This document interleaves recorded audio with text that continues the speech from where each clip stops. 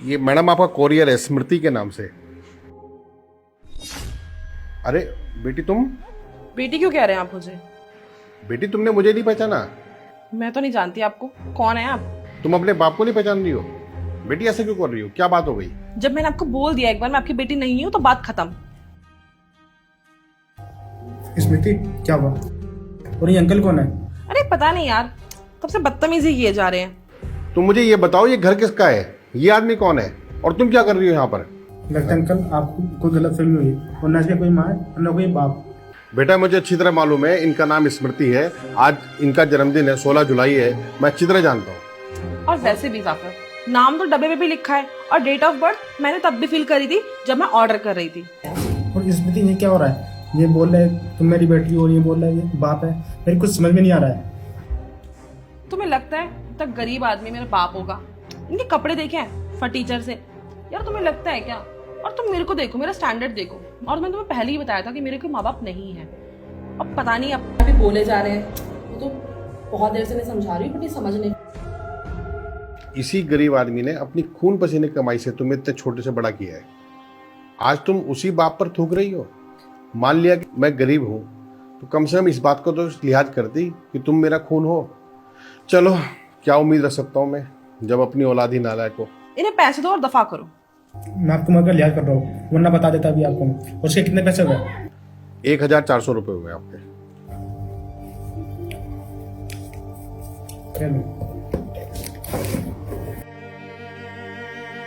पता नहीं यार कहाँ से आता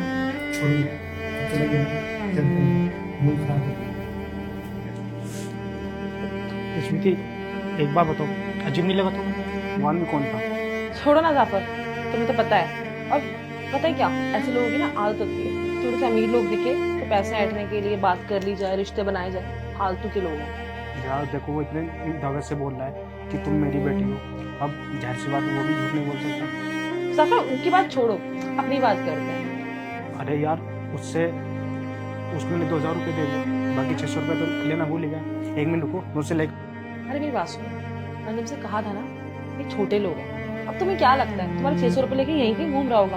वो भाग चुका होगा अभी तक। अरे नहीं, वो भारी होगा। मेरी बात सुनो, मैं मना कर रही हूँ ना, अभी रहने दो। मैं देख के आता हूँ, वो कहीं रास्ते में ज्यादा दूर नहीं गया हूँ। पर जाफर मेरी बात सुनो,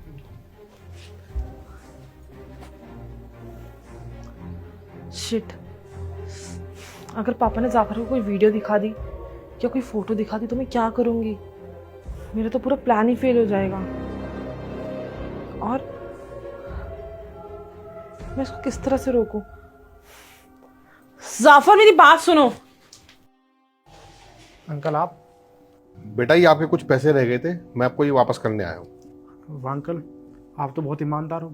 और थोड़े तो पैसे थे, आप रख लेते। नहीं बेटा, मुझे इन पैसों की कोई जरूरत नहीं है, और वैसे भी मेरी 1 करोड़ की लॉटरी लग गई है। अरे वाह, बहुत बहुत मुबारक हो।